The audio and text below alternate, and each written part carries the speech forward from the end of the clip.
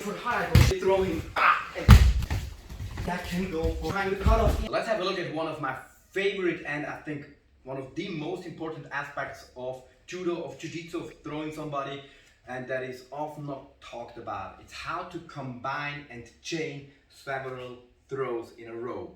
Let's do it.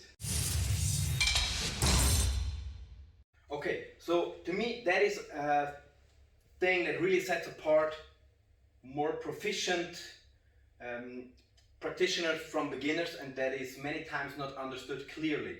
So in the beginning, many of us are set in, I'm trying to create a specific situation and I'm waiting, and then I'm like, okay, Uchimata, and either he's falling or he's not, okay? And when he's not, I'm going for Uchimata, I'm like, and I'm going out, and then I'm trying to reset and do another thing.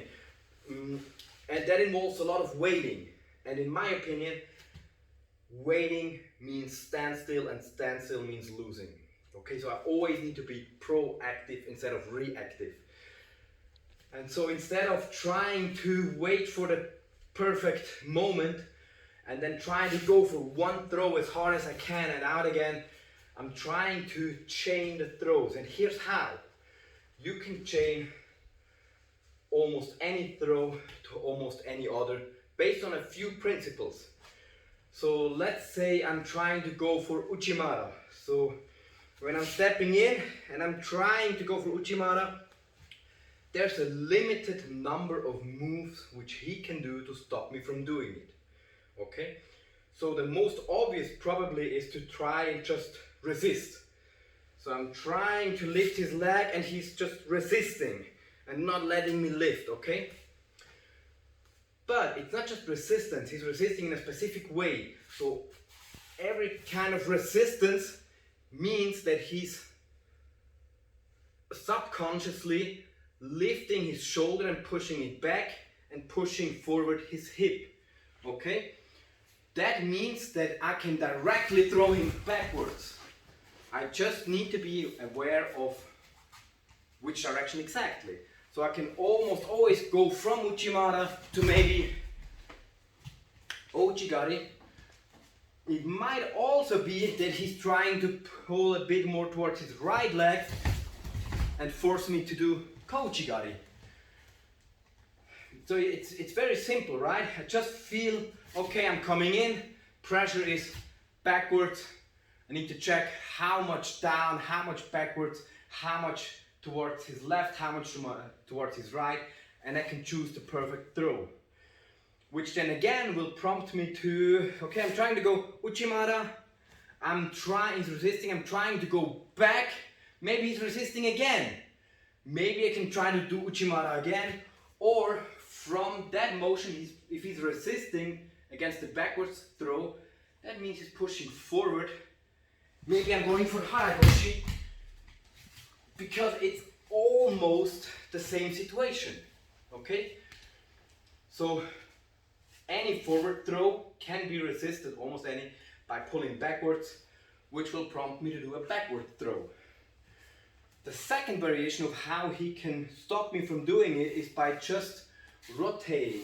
So most forward throws involve some kind of rotation, okay?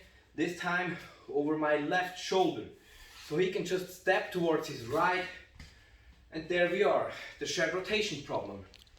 And usually we would address the shed rotation problem by trying to solve it beforehand. Maybe pull him here and then going for Uchimata. But we can also solve it when it occurs. So when I'm rotating, I can go for Tayotoshi or any other throw by just cutting off his angle. So I'm rotating, he's rotating, I'm trying to cut off the angle, okay? Or of course also, that is one way. The other way would involve rotating, rotating, rotating, changing the direction of rotation.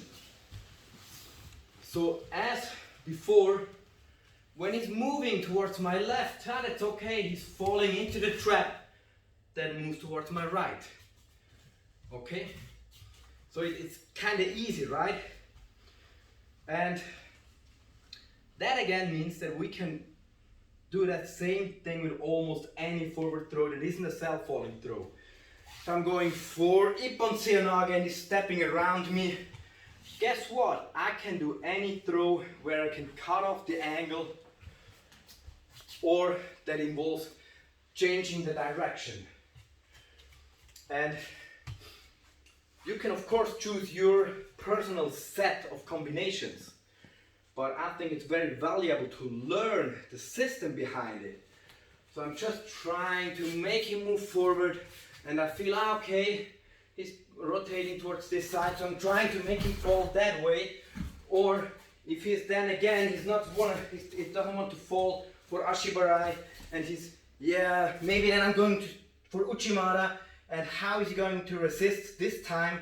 He's coming up, so I'm trying to go here, and okay, he's stepping out, I feel, maybe I'm going for Harai, and so to me that is one of the best ways to do judo. Just combining, just always be proactive and force Uke or my opponent to be reactive. It's much more difficult for him to fight against me if I have a constant flow of attacks. So I hope you understand the principle.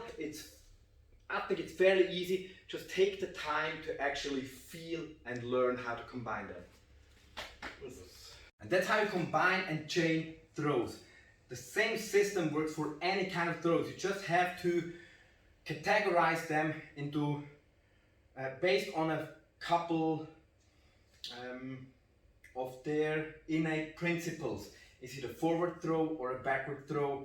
Is it rotating? Which way is it rotating? Which arm am I using? And then you can start to feel and learn and understand based on what principles can he try to stop and neutralize that throw. Okay, so when I'm rotating, he can over-rotate, which means I can use the rotation, or I can switch direction. From forward I can switch to backwards, whichever way, and you can then start to build your own game and your own combinations based on the throws that you execute best and that you have the best success with. Hope you liked it, I hope it helped to improve your game, and hope to see you next time.